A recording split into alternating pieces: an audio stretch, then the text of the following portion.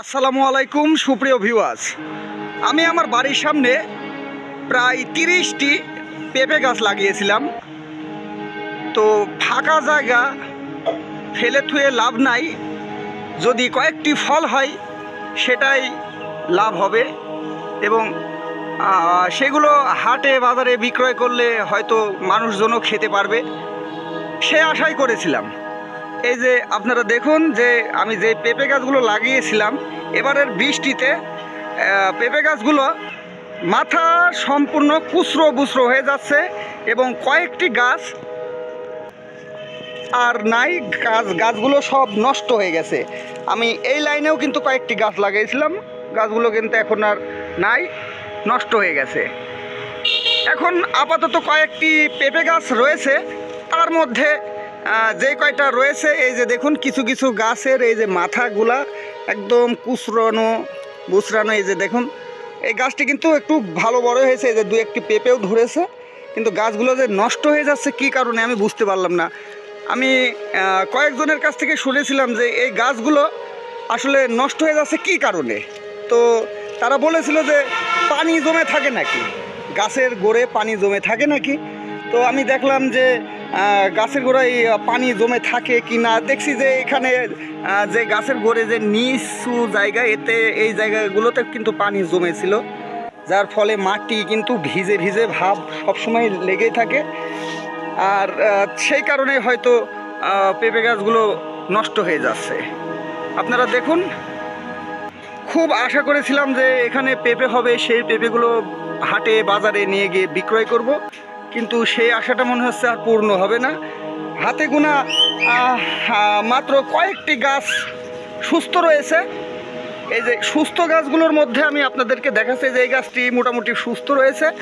এই যে দেখুন এটা হচ্ছে নিচে, দেখুন নিচে কিন্তু ভালোই রয়েছে। আর এই যে আমি গাছটাকে আপনাদেরকে পুরোপুরি দেখাচ্ছি, দেখুন এই যে গাছটি, এই গাছটি কিন্তু মোটামুটি ভালোই সুস্থ রয়েছে। এইরকম কয়েকটি গাছ সুস্থ রয়েছে, আবার কয়েকটি গাছ নষ্ট হয়ে যাচ্ছে। কিন্তু কি কারণে যে নষ্ট হচ্ছে, আসলে পানি জমে থাকার কারণেই না কি, আমি কিছু বুঝলাম না। আমার খুবই ইচ্ছে ছিল যে গাছগুলো আমি লাগাবো এবং আপনাদেরকে দেখাবো, যখন অনেকগুলো পেঁপে ধরবে সেগুলো দেখাবো, কিন্তু দুঃখের ব্যাপার সেই আশাটা মনে হচ্ছে পূর্ণ হবে না। এই যে দেখুন আমি নিচের দিকে আপনাদেরকে দেখাচ্ছি, এই যে দেখুন গাছটি, এই যে এই গাছের মাথা কিন্তু তাজা ছিল। এই যে দেখুন গাছের মাথা কিন্তু তাজাই ছিল, কিন্তু এই যে মাঝামাঝির দিক থেকে কিন্তু পচে গিয়েছিল। এই যে দেখুন মাঝামাঝির দিক থেকে পচে গিয়েছিল।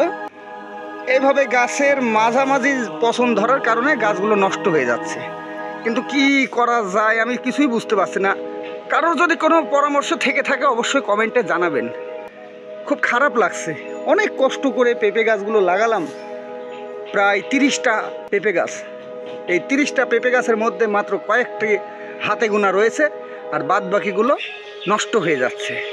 প্রিয় ভিউয়ার্স, আপনাদেরকে অনুরোধ করছি, কেউ যদি জেনে থাকেন এটার পরামর্শ দিতে পারেন অবশ্যই কমেন্টে পরামর্শ দিবেন, যাতে করে আমি উপকৃত হই এবং এই গাছগুলোকে রক্ষা করতে পারি। দেখতে পাচ্ছেন যে কি অবস্থা, হাল অবস্থা দেখুন।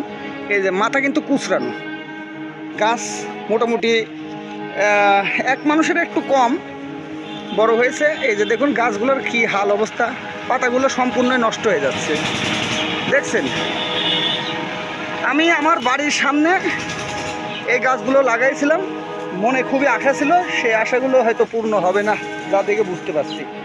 প্রিয় ভিউয়ার্স, আপনারা ভিডিওটি শেয়ার করবেন, আপনাদের একটি শেয়ারে হয়তো আমি উপকৃত হতে পারি। অনুরোধ করছি আপনারা ভিডিওটি শেয়ার করবেন, যাতে করে অন্যান্য জনরা এই ভিডিওটি দেখতে পারে এবং আমাকে পরামর্শ দিতে পারে। আর পরামর্শ দিলে হয়তো এই গাছগুলো বেঁচে যাবে এবং এই গাছগুলোকে আমি আবার সুস্থ করে পেঁপে ধরলে খেতে পারবো এবং হাটে বাজারে বিক্রয় করতে পারবো। তাই আমি আপনাদেরকে অনুরোধ করছি আপনারা এই ভিডিওটি শেয়ার করবেন।